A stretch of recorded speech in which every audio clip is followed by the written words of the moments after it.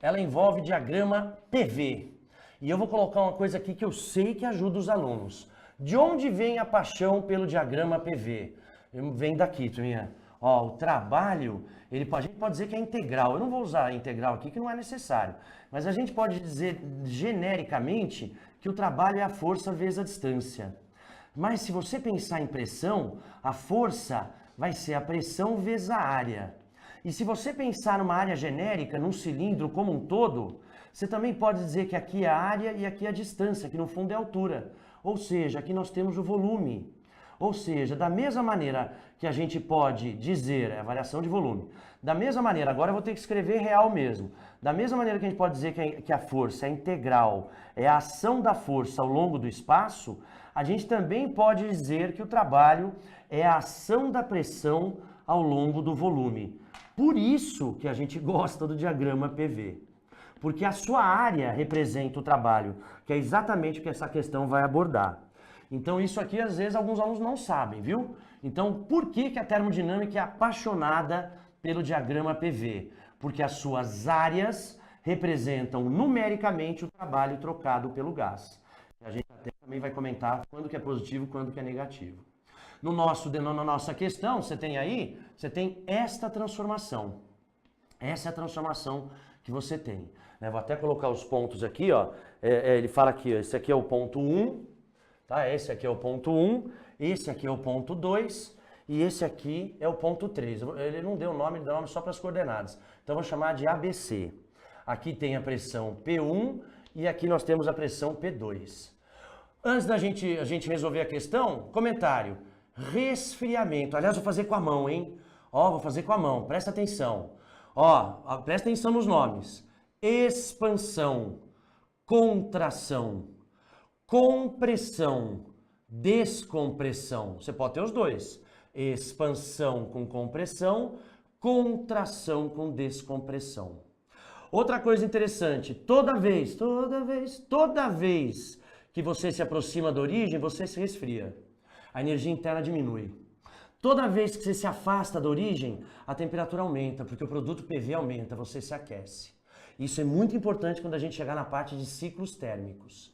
Então, olha lá, isso aqui é importante, hein? Expandiu, contraiu. Comprimiu, descomprimiu. Tem outras duas palavras. Pressurizou, despressurizou. Fez os dois. Fez os dois ao contrário.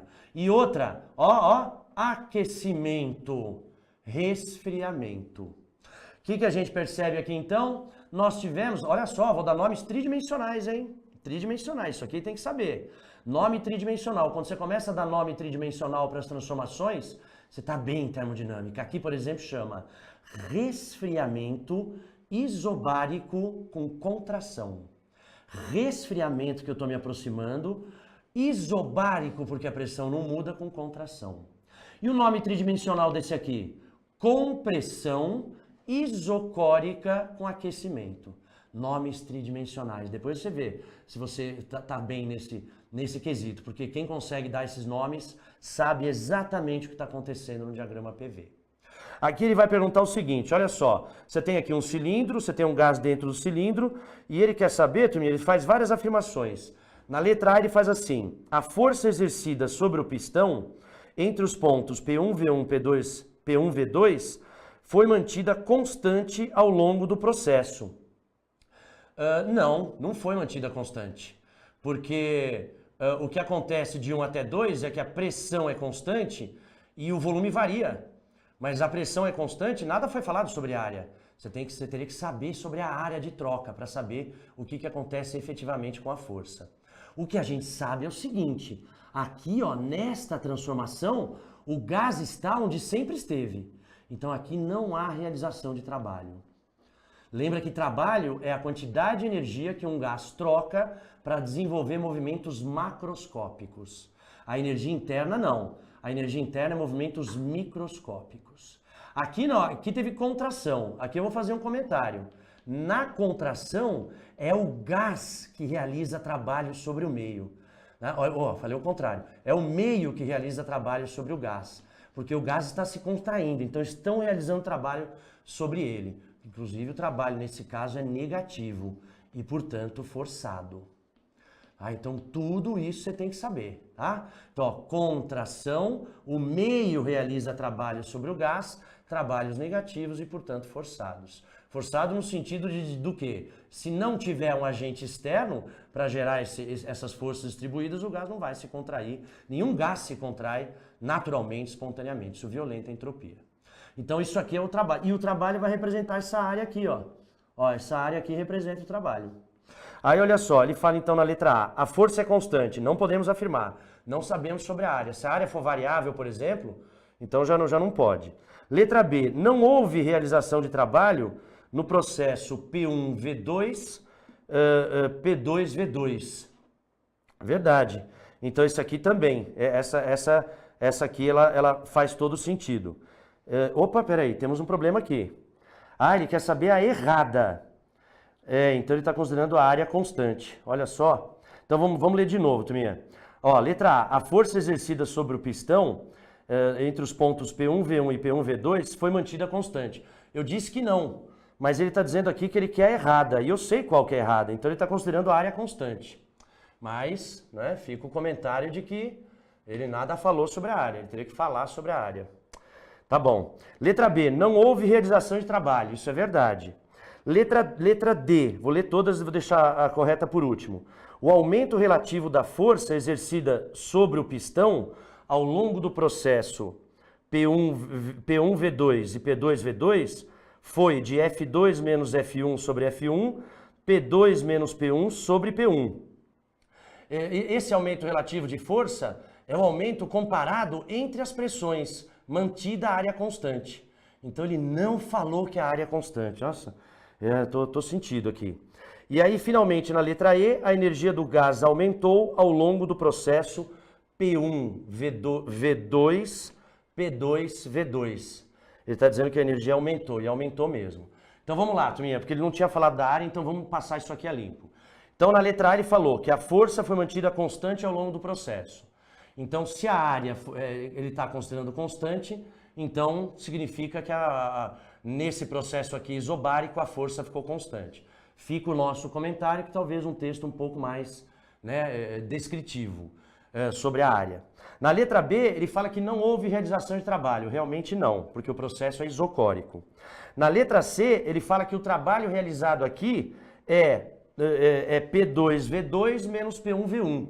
Na verdade, não, porque o trabalho é numericamente igual à área. Então aqui a gente vai ter que fazer menos a pressão, que é P1, vezes V1 menos V2. Ou seja, isso aqui fica... eu vou fazer em módulo, viu? Depois a gente coloca o sinal. Isso aqui vai ficar P1V1 menos P1V2.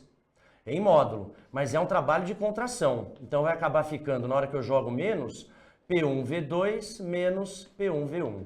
Que é o que ele falou errado. Ele falou P2V2 menos P1V1.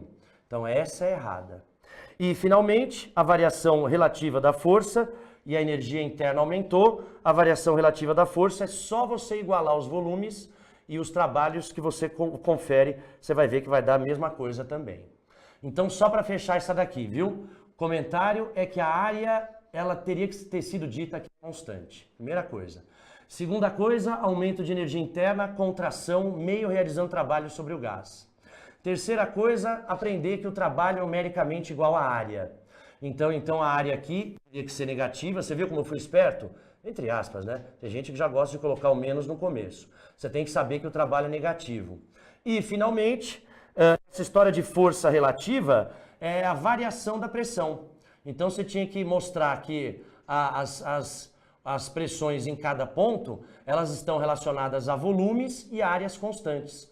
Então essas variações de pressão geram variações relativas de força.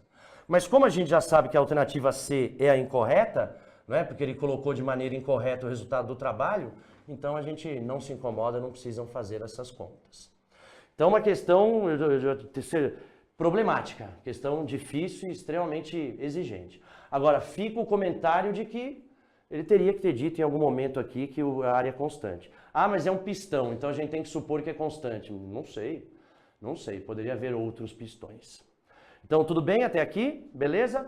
Então, ó, eu não tinha visto área constante, por isso que ficou meio sem ritmo, mas É isso que você tem que perceber. Fazer o trabalho, verificar que não bate numericamente, lembrar por que a gente valoriza o diagrama PV e também lembrar que nas transformações isocóricas não há realização de trabalho.